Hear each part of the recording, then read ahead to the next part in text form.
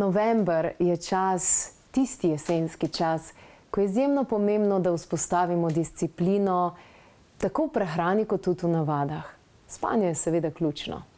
In namesto, da zvečer poslušate grozljiva poročila in si rušite hormonsko ravnovesje z neprimernimi aktivnostmi, si vzemite čas za pravljico.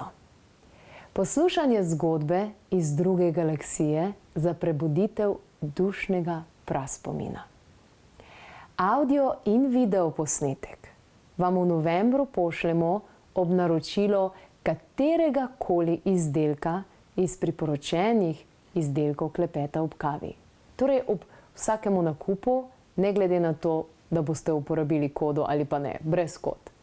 Priporočamo vam, da vsaj prvič pravljico poslušate v postelji pred spanjem in se res spustite in samo poslušate. Ima poseben učinek tudi na sanje, tako da takoj, ko se naslednje jutro zbudite, zapišite, kaj ste sanjali in razmislite o tem, kakšna so sporočila.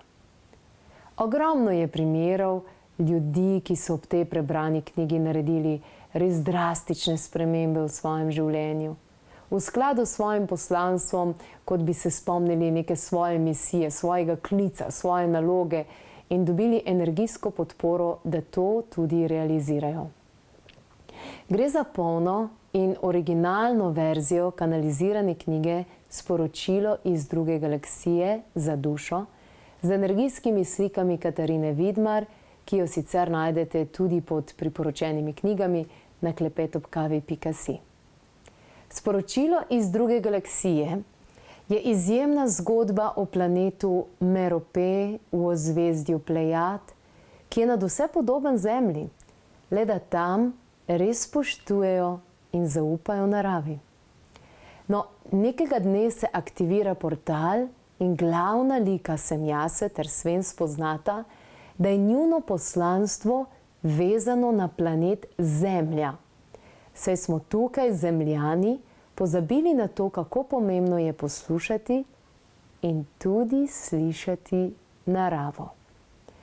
To audio-video verzijo pravljice boste dobili brezplačno, ne glede na višino nakupa, z vsakim nakupom na klepetobkavi.si.